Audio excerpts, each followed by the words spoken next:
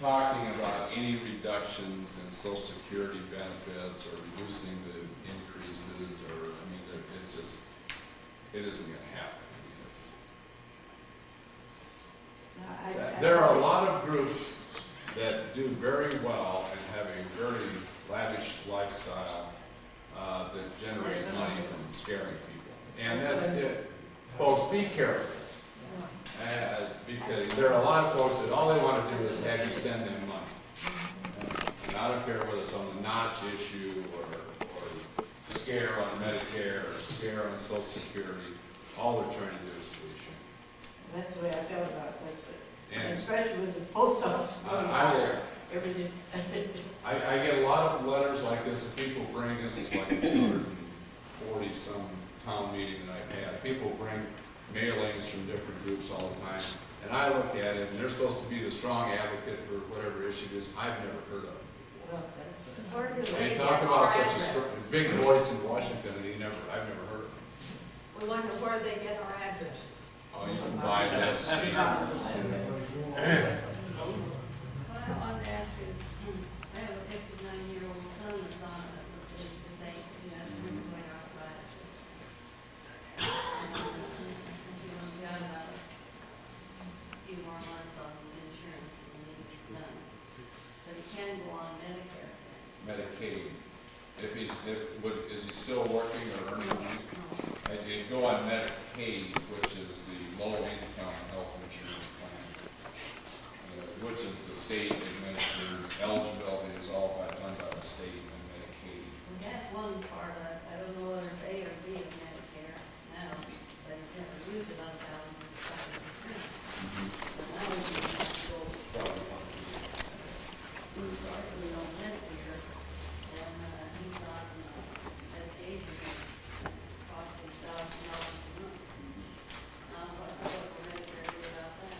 It'll be under, if he has no income, and I don't know what assets are, but that it's a state. Medicaid is for people who are in that situation.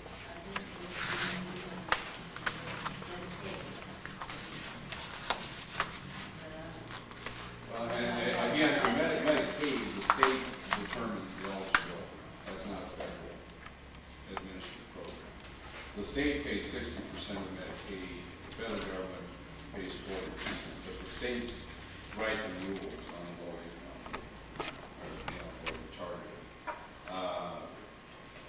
And I would have to, you could get us the information on that specific case, but I hate to make general statements about who's eligible and who isn't without knowing the facts. Well, all I'm asking is, will Medicare take care of like $1,000 a month that he pays for? If he were eligible for Medicare, yes, it would. But at 59, I don't think you're eligible. You're not eligible for Medicare. Just the age benefit. He is because he's disabled. Does he get SSI? So Social Security. Yeah. Well, Title 19 is Medicaid. Yeah. If it's Title 19, then that's very good health insurance. The lowest income folks have a much better policy than you do under Medicare. I can assure you. He's not on Medicaid. Well, he may qualify. Now, and that's why I hate to get, I don't know all the details of the case. And we could visit there. I've got staff here too that can help. That's why I hate to get into individual cases because it's very difficult. What I tell you may not be right because there may be something in your case that makes it technicality. They have rules.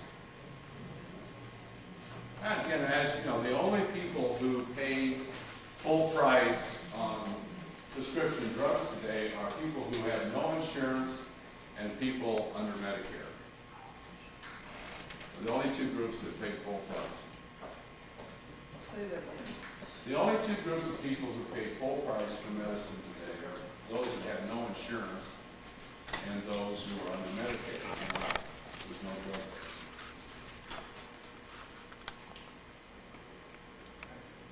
My mother-in-law mine's $183 a month. She has no insurance. Hers is $127. Exactly the same bill, exactly the same numbers. Maybe I don't like you're saying. Sure. Anything else? Questions? Yes, sir. Can I ask you something on another subject? You can ask anything you like, yes. I got a postcard in your office the other day, Fort Dodge, about paying tax on Social Security. Then they're different subjects also. But they was talking about no tax on Social Security. Okay, I think that's great, but what about the civil service pensions? Why should we be taxing ours, not Social Security? And also, another one, Well, the same. they're two entirely different programs. Number I one, know that people should be taxed, but then that's not right. Because when you pay into Social Security, you already paid tax on those dollars that go into Social Security. Under a pension plan, that is tax exempt until you draw benefits out and then it's taxable. You've already paid tax, federal income tax on dollars that you pay I into paid Social tax on Security. my civil service too. Not on the pension Yes, part. I did. Not, Yes, I did. And also, I get that man out there, is what they talk about getting a bill through, I can't pay the number, treated equally. Up to $32,000 on tax, Social Security, also no tax on the civil service. I mean, why can't we be treated equally that way?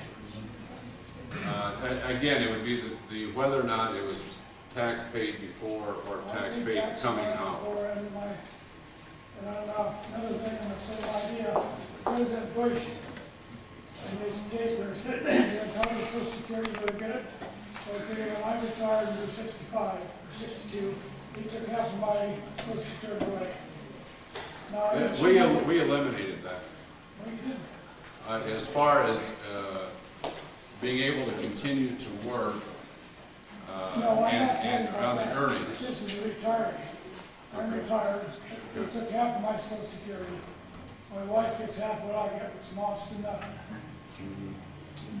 So I mean, why shouldn't I be entitled to get my full Social Security I earned? I paid into it. And when I started paying into it, they said, when you get of age, you'll get your full Social Security that you earned. But Reagan passed this, their signed this bill.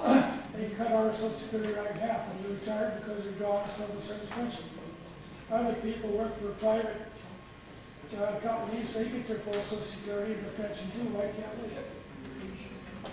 And that goes back to the 1982 when they had the reform in that, which at that time, Social Security and Medicare were going broke. That's when they put in the notch. That's when they did a bunch of crazy things. So, you know, we're trying to address a lot of the problems.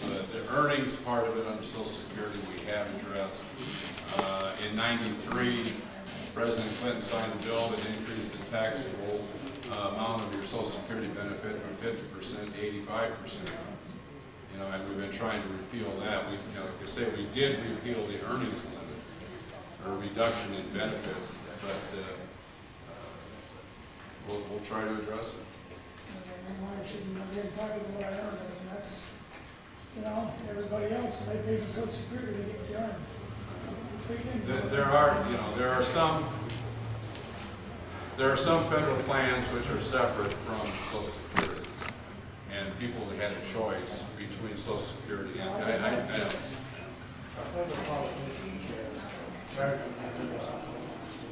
We pay, it depends on which plan you sign up for, but I pay about $140 a month for insurance.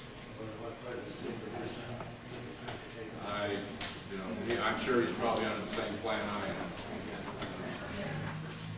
Anyway, any questions or comments or, yes, sir? Are illegal immigrants covered under this too? If you're eligible for Medicare, you would be eligible for the benefits. And that, so it's not, the eligibility is whatever would be eligible for Medicare would be eligible for this.